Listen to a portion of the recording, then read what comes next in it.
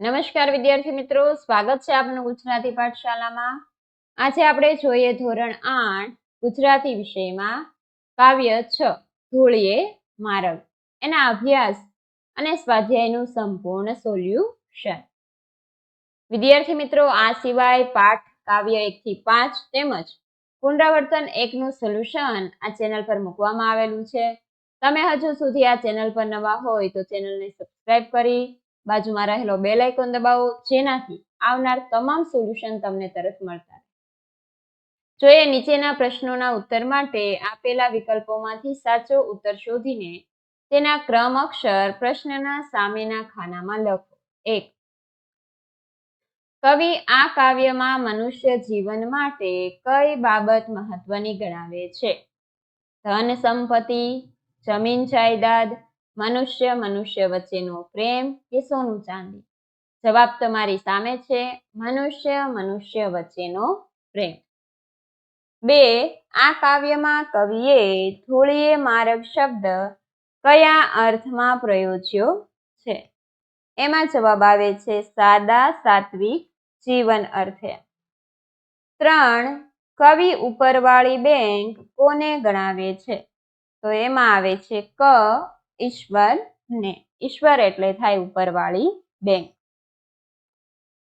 અભ્યાસમાં પ્રશ્ન 2 જોઈએ। નીચેના પ્રશ્નોના 1-2 વાક્યોમાં ઉત્તર આપો। 1. મનુષ્ય બીજા મનુષ્યને કેવી રીતે મળવું જોઈએ?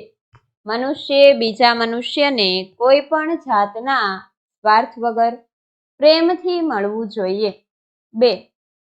પ્રવર્તમાન સમયમાં મનુષ્યએ શાની પાછળ દોટ મૂકી છે? ઉત્તર, પ્રવર્તમાન સમયમાં મનુષ્યોએ પૈસા પાછળ દોટ મૂકી છે। 3.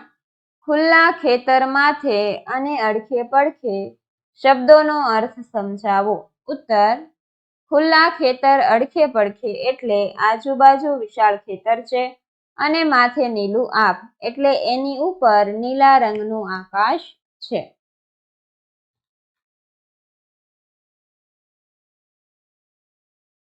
પછી જોઈએ સ્વાધ્યાયનો પ્રશ્ન નંબર 1।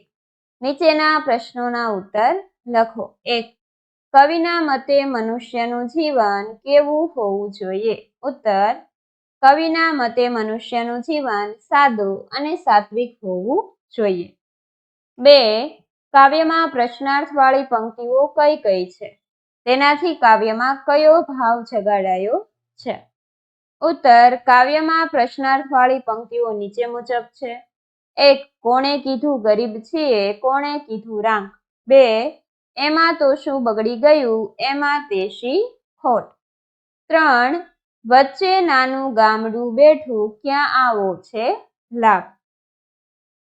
આ પંક્તિઓ દ્વારા ખુમારીનો ભાવ વ્યક્ત થયો છે।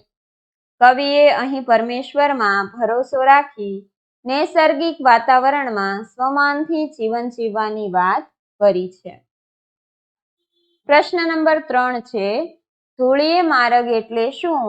આ માર્ગે ચાલવાના કયા કયા લાભ કવિ ગણાવે છે?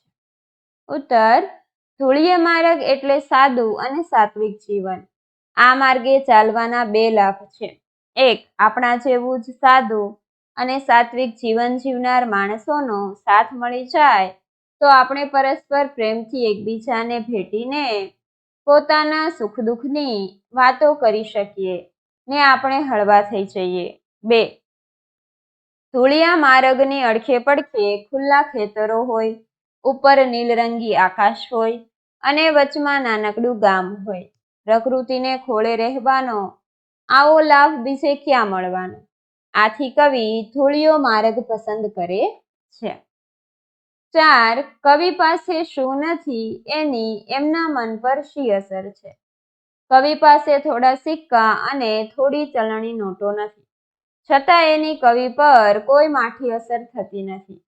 પાસે પૈસા ન હોવાથી પોતાનું કાંઈ બગડી ગયું હોય કે પોતાને કોઈ ખોટ પડી હોય તેવું કવિને લાગતું નથી। 2. જૂથમાં ચર્ચા કરો। 1. પ્રકૃતિથી વિમુખ થવાથી આપણે શું શું ગુમાવીએ છીએ? ઉત્તર, પ્રકૃતિથી વિમુખ થવાથી આપણે અનેક રમણીય દ્રશ્યો જોવાનો લાભ ગુમાવીએ છીએ, જેમ કે એક સવાર સાંજ ખેતરોમાં રેલાતો સોનેરી રંગનો તડકો, 2 વસંત ઋતુમાં ખીલેલા પુષ્પોની મહેક, 3 વસંત ઋતુમાં વહેતા ઝરણાનો મધુર કલરવ, ધરતી પર પથરાયેલું ઘાસ, ખેતરોમાં લહેરાતો હરિયાળો મોલ, આકાશને મઢી દેતું સપ્તરંગી મેઘધનુષ્ય, મોરનું કલામય અને મનમોહક નૃત્ય, કોયલના ટહુકા વગેરે. 4 વૃક્ષોની શીતળ છાયા, વૃક્ષો દ્વારા મળતા રંગબેરંગી ફૂલો, જાત જાતના ફળો વગેરે.